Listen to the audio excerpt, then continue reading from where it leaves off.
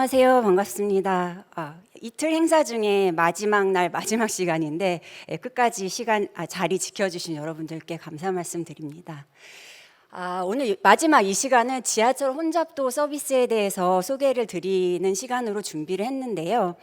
물론 지하철 혼잡도라는 서비스에 대해서도 자세하게 말씀을 드리겠지만 제가 생각하기에 지하철 혼잡도 서비스가 실시간으로 데이터를 수집해서 처리하고 그것을 분석하는 이런 실시간 분석 서비스의 전형적인 구조를 가지고 있거든요.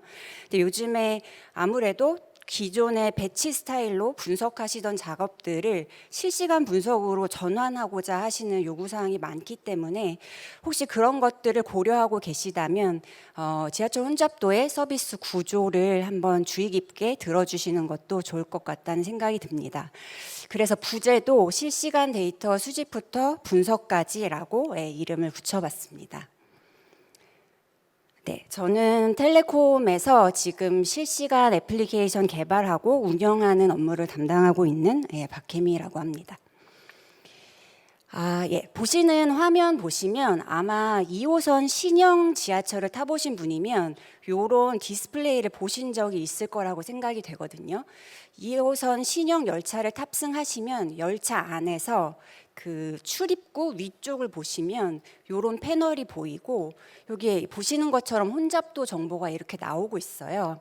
근데 굉장히 이제 직관적으로 당연히 이해하실 수 있는데 예를 들면 지금 나는 오른쪽에서 세 번째 칸에 탑승을 하고 있고 지금 이 칸에는 그렇게 사람은 많지 않아서 보통 정도의 혼잡도다.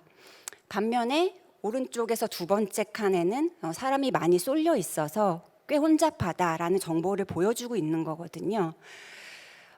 그런데 아쉽게도 지금 여기 나오는 이 정보는 제가 오늘 소개드릴 저희가 개발한 지하철 혼잡도 서비스에 기반해서 서비스 되는 것은 아닙니다. 그러면 이건 뭐냐 하면 이거는 열차 자체에서 제공하는 혼잡도 데이터거든요. 이 정보가 표현되는 내부 로직을 간략하게만 말씀을 드리면 신형 열차에는 열차 자체에 무게 센서가 설치가 되어 있어요. 그래서 그 무게 센서에서 지금 내가 타고 있는 이 차량의 무게를 센싱을 할 수가 있고요.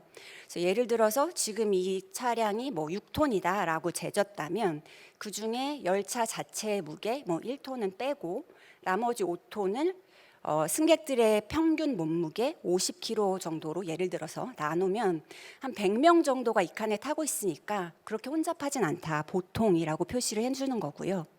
옆 칸에는 한 160명 정도가 타고 있다라고 계산이 되면 혼잡이라고 표시를 해주는 내부 로직을 가지고 있습니다. 제가 생각하기에 이 정보가 계산되는 내부 로직이 리즈너블하고 중량 센서를 이용해서 평균 몸무게로 나눈다는 것이 리즈너블하고 그 다음에 이 데이터 자체도 승객들에게 도움이 되는 유용한 정보라고 생각이 돼요. 그럼에도 불구하고 이 데이터에 조금 아쉬운 면들이 몇 개가 있는데요. 개선이 필요한 아쉬운 면들이 있었는데요. 일단 첫 번째는 신형 열차에서만 제공할 수 있다는 점입니다. 신형 열차에만 무게 센서가 무게 센서가 설치가 되어 있고요. 정확한 것은 아니지만 제가 서울교통공사의 담당자 분께 들었을 때 예상하실 수 있다시피 열차를 한 대 신규 열차를 구입하게 되면 폐차할 때까지 되게 오랜 기간을 운영을 할 거잖아요. 그래서 수도권에서 운영되고 있는 모든 열차들을 신형 열차로 교체하는 데는 못해도 최소 10년 이상의 시간은 걸릴 것이다. 기존의 관행으로 봤을 때라고 말씀을 하시는 걸 들었어요. 그렇다면 저희는 이 정보를 10년 동안은 온전하게 사용할 수는 없다는 얘기가 되겠죠. 그래서 그런 점이 굉장히 아쉬운 면이고 또 하나 아쉬운 면은 이 정보가 디스플레이 되는 방식인데요. 말씀드렸다시피 열차에 탑승하면 안에서 디스플레이를 통해서 확인할 수 있다고 말씀을 드렸잖아요. 그러면 이 정보를 정말로 효율적으로 사용을 하려면 사실은 승객들이 열차가 들어올 때 미리 이 정보를 보고 3번 칸이 좀 한산하네 하며 그 앞에 기다렸다가 타야지 좋은 건데 열차를 타고 나서야 이 정보를 확인할 수 있게 되면 우리가 열차를 탄 다음에 그 안에서 이동하는 건 상당히 번거로운 일이잖아요. 그래서 디스플레이되는 방식 자체가 조금 이용의 효율성이 떨어진다라는 아쉬운 점이 있었습니다. 그래서 저희 지하철 혼잡도 서비스를 개발할 때 몇 가지 요구 사항들을 도출을 했는데요. 일단 첫 번째는 저희가 그 무게 센서 데이터를 모든 열차에서 사용할 수 없다고 말씀을 드렸기 때문에 그러면 이 하중 데이터를 대체할 수 있는 다른 어떤 지하철 혼잡도를 추정해낼 수 있는 다른 로 데이터를 찾아내야 된다라는 것이 첫 번째 요구 사항이었고요. 그다음에 두 번째 요구 사항은 어떤 대체할 수 있는 다른 로 데이터를 이용하더라도 그 지하철 혼잡도 추정치는 기존의 하중 데이터로 추정해낸 것만큼 정확도가 유지돼야 된다라는 것이 당연하면서도 만족시키기 어려운 그런 두 번째 요구사항이었습니다. 그리고 세 번째는 지하철 혼잡도라는 데이터의 특성에서 기반한 요구사항인데요. 저희가 혼잡도 데이터를 확인할 때 30초 전, 1분 전 혼잡도 정보만 해도 저희한테는 의미가 없는 거잖아요. 저희는 지금 여기 들어오고 있는 이 열차의 현재 혼잡도를 알고 싶은 거니까요. 그래서 데이터 수집부터 전처리, 그다음에 모델을 통한 인퍼런싱, 그다음에 서비스까지 전체 파이프라인이 실시간으로 서비스될 수 있어야 된다라는 요구사항 이 세 번째로 있었고, 마지막은 이게 실시간 서비스를 하면서 생기는 또 다른 요구사항인데 실시간 데이터 파이프라인의 특성상 그 데이터의 지연이 언제든지 발생할 수 있어요. 우리가 생각해 보면 달리는 열차에서 어떤 데이터를 수집해서 그것을 전처리해서 분석해서 결과를 내보내는 이 파이프라인에서 네트워크 지연이 언제든지 발생할 수 있고, 그럼 데이터가 유실될 수도 있고, 아니면 데이터 수집단에서 장애가 발생할 수도 있잖아요. 그럼 실시간 서비스는 그럴 때마다 무조건 서비스가 중단돼야 하느냐? 그럴 수는 없는 거니까 그런 상황에 대응해야 되는 대응 방안을 마련해야 된다라고 저희는 생각을 했습니다. 그래서 이 네 가지, 이거보다 훨씬 많았지만 크게 이 네 가지 요구사항을 가지고 지하철 혼잡도라는 서비스를 저희는 개발을 하게 됐고요. 그래서 저희가 만든 지하철 혼잡도 서비스에 대해서 말씀을 드리면, 일단 결론부터 말씀드리면 현재 상용 서비스가 되고 있습니다. 그래서 티맵 대중교통이라는 애플리케이션이랑 그다음에 또타 지하철이라는 서울교통공사에서 개발한 지하철 모바일 애플리케이션이거든요. 이거 두 개의 모바일 애플리케이션을 통해서 현재 서비스가 되고 있고요. 티맵 대중교통 애플리케이션을 써보신 분들이 많이 계실지 모르겠는데, 여기 보시는 것처럼 버스나 지하철에 관한 정보를 제공해주는 앱이고요. 지하철 탭을 보시면 이렇게 그 지하철 노선도를 보실 수 있어요. 근데 이 노선도에서 아무 역이나 클릭을 해보시면, 예를 들면 제가 서울대 입구에서 지금 지하철을 타려고 한다. 클릭을 하면 요 하단에 이렇게 혼잡도 정보를 표시를 해줍니다. 그래서 요거를 해석해 보자면, 서울대 입구에 들어오고 있는 낙성대 방향 지하철 곧 도착하는 열차는 빨간색이 많으니까 꽤 혼잡하구나. 그리고 그 다음에 들어올 3분 20초 후에 들어올 열차는 노란색이 대부분이니까 좀 덜 혼잡하고, 가운데쯤에 초록색 객차를 타면 조금 한산하게 이용할 수 있겠구나, 이렇게 해석하실 수 있는 거고요. 또 클릭을 하면 상세 화면이 보이고 어디에 타면 좋을지 추천 칸도 보여주고 있습니다. 또타 지하철이라는 앱에서도 비슷한 유형으로 서비스가 되고 있고요. 그다음에 현재 저희가 서울교통공사랑 협업을 해서 수도권 안에 지하철 역사에 그 디지털 종합 안내판이 있잖아요. 그 종합 안내판이 역사 안에 되게 여러 개 있는데 거기에도 이 혼잡도 정보를 노출하는 것을 추진 중에 있습니다. 그러면 이제 개인적으로 앱을 사용하지 않으셔도 이 정보를 확인하실 수 있겠죠. 그래서 앞에서 말씀드렸던 열차 자체의 무게 데이터를 이용한 혼잡도에 그 디스플레이 되는 방식에 그 아쉬웠던 점을 모바일 앱이나 혹은 종합 안내도를 통한 표출로서 저희가 좀 개선하고 있고요. 그다음에 나머지 부분에 대해서는 뒤에 장표에서 설명을 드리도록 하겠습니다. 그다음에 추가적으로 말씀을 드리면 이 데이터는 또타 지하철 앱이든 아니면 티맵 대중교통 앱이든 다 REST API를 통해서 저희 데이터를 호출해서 표출되는 방식이거든요. 근데 이 REST API가 퍼블릭에 공개되어 있어요. 그래서 여기 보시는 URL을 타고 들어가시면 지하철 혼잡도 데이터에 대한 설명이 있고 소개가 있고 거기에서 직접 REST API를 호출해 보실 수도 있기 때문에 일일 1000건 정도는 무료로 호출해 보실 수 있기 때문에 혹 이 데이터를 활용하고 싶으시다든지 이용해서 다른 서비스를 개발하고 싶으시다든지 하시면 들어가셔서 확인해 보실 수 있습니다. 그러면 저희가 이 지하철 혼잡도 정보를 어떤 데이터를 이용해서 만들었느냐 하면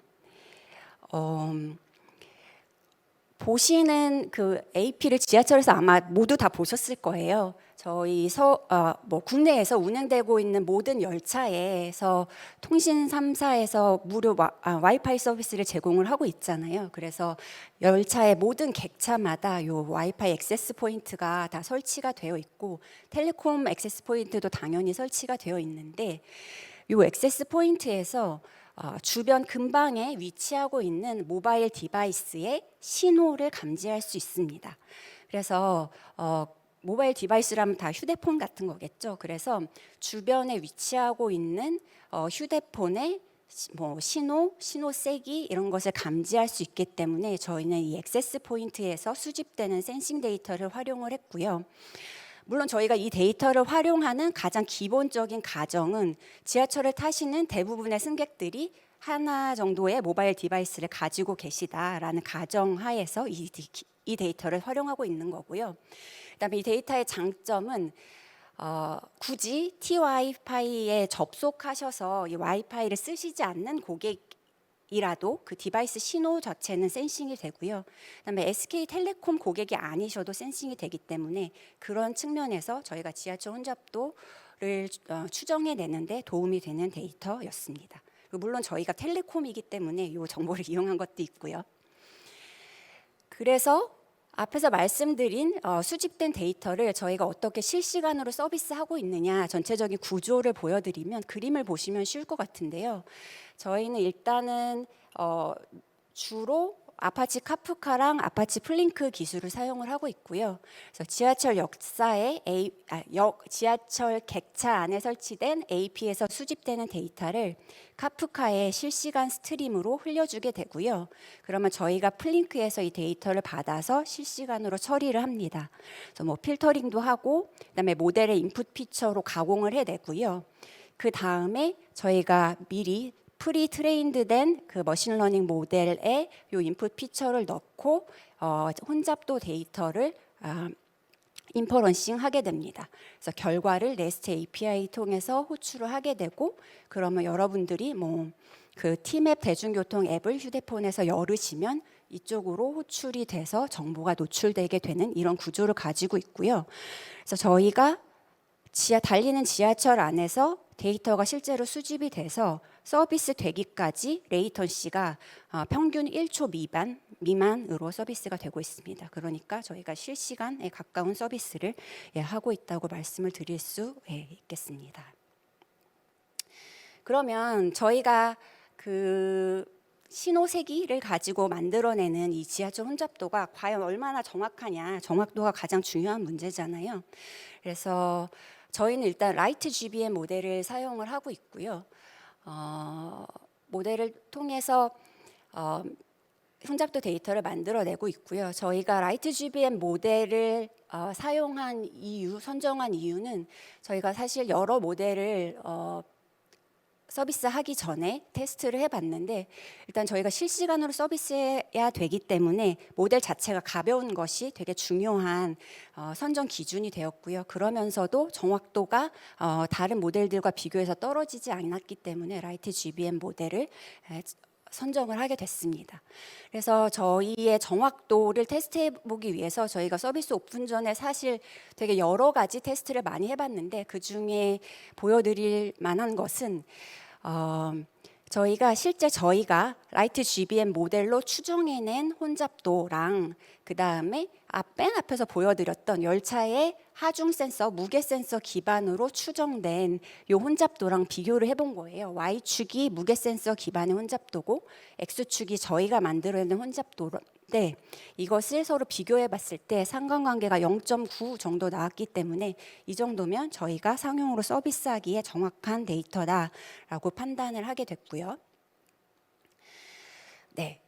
그리고 제가 아까 전에 실시간 서비스의 특성상 데이터의 누락이나 장애가 언제든지 있을 수 있다. 그래서 여기에 대응할 수 있는 강건한 아키텍처가 필요하다라고 말씀을 드렸는데 그것이 요 구조라고 보시면 됩니다. 그래서 상단의 파이프라인은 앞서서 보여드렸던 파이프라인 그거고요. 저희가 장애에 대응하기 위해서 추가한 것이 하단에 보이는 파이프라인입니다. 그래서 하단의 데이터는 배치 방식으로 저희가 추정해낸 혼잡도예요. 그러니까 배치 방식으로 추정했다는 건 무슨 뜻이냐 하면 저희가 직전 90일 동안의 혼잡도 정보를 수집을 해서 그것을 통계적으로 평균을 내요. 그래서 그 평균을 내면서 뭐 요일이나 공휴일 여부 같은 그런 혼잡도에 영향을 줄 수 있는 팩터를 기반으로 통계를 내고요. 그러면 뭐 지금 이 시간 예를 들면 수요일 뭐 오후 5시경에 서울대 입구역에서 봉천역으로 가는 열차는 평균적으로 대충 이 정도 혼잡해라는 것을 평균을 내서 실시간 파이프라인에 문제가 있을 경우에 보완적으로 그렇게 통계적으로 예측해낸 혼잡도를 서비스하고 있습니다. 그래서 이렇게 보완을 하고 있기 때문에 저희가 작년부터 이 혼잡도 서비스를 오픈해서 서비스하고 있는데 뭐 연계 시스템의 장애 이외에는 그 내부적인 이 파이프라인의 장애는 발생하지 않고 운영하고 있습니다.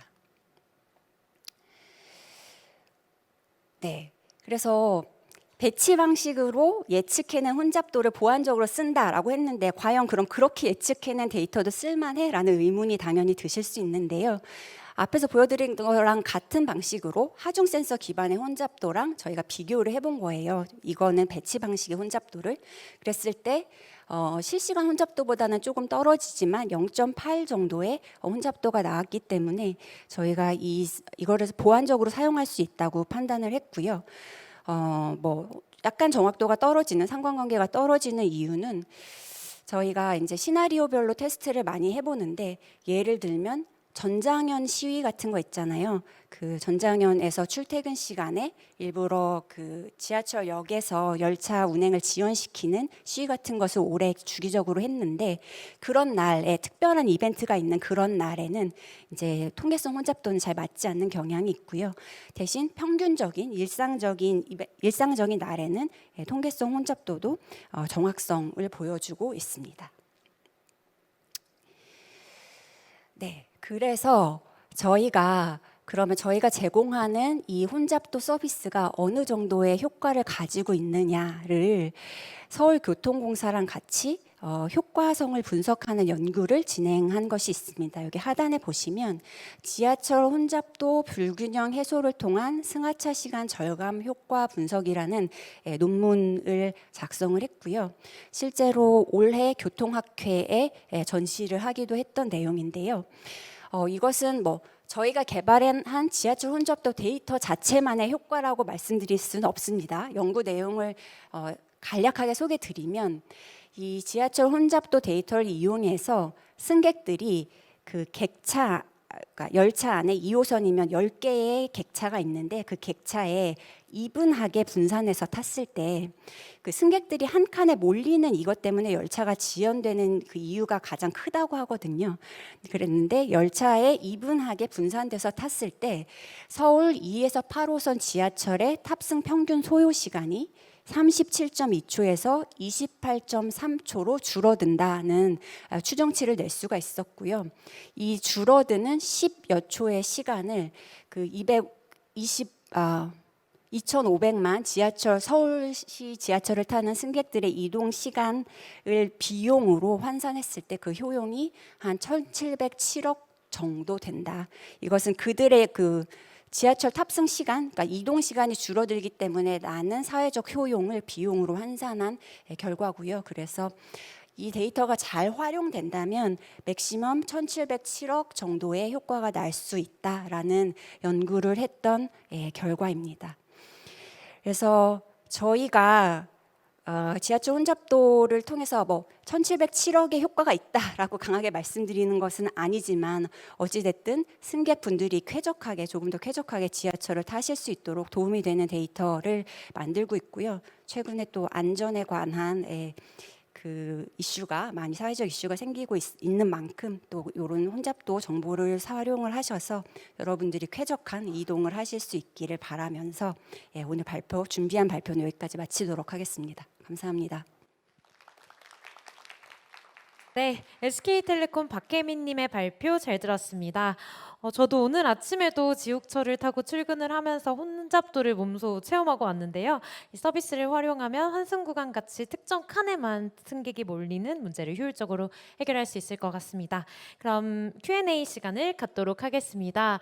먼저 지하철 실내에 설치된 CCTV의 영상 알고리즘을 활용하여 혼잡도를 판단하는 부분은 불가능할까요? 라고 질문 주셨는데요. 맞아요. 영상 데이터를 이용해서 사람 수를 세는 게 어쩌면 가장 정확한 방법일 수도 있을 텐데요. 일단은 그 CCTV가 모든 객차에 다 설치되어 있지 않기 때문에 이것도 마찬가지로 무게 센서와 마찬가지로 추가 디바이스가 필요하다는, 그리고 시간이 걸린다는 그런 점이 있어서 현재는 하고 있지 않습니다. 네, 충분한 답변이 된 것 같습니다. 두 번째 질문입니다. 일주일 뒤 같은 장기간 이후의 혼잡도 예측도 의미가 있을 것 같은데 혹시 이런 모델의 개발 가능성은 어떻게 보시는지요? 예측 혼잡도에 대한 니즈가 많이 있고요. 실제로 길찾기 같은 경우에 내가 지금 당장 출발하는 게 아니고 내일 출발한다, 오늘 밤에 출발한다 이럴 때에 이제 혼잡도 정보를 보고 싶으신 경우가 있는데 현재로서는 저희 예측 혼잡도는 통계성 혼잡도 아까 말씀드렸던 그것으로 제공을 하고 있고요. 니즈가 많이 있다면 당연히 이런 것도 한번 테스트해 볼 만한 가치가 있을 것 같습니다. 의견 감사합니다.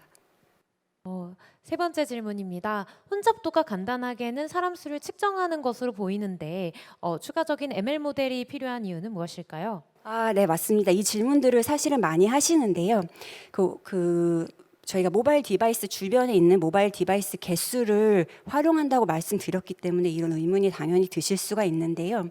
그게 간단하지 않은 게 이 액세스 포인트에 사실은 우리 칸에 있는 사람 말고 옆에 칸에 있는 사람의 신호가 잡힐 수도 있고요. 또 역사에 들어갔을 때는 플랫폼에 서 있는 사람들의 신호도 잡히고요. 반대편 칸에 열차가 들어오고 있을 때는 그 신호 세기도 센싱이 되거든요.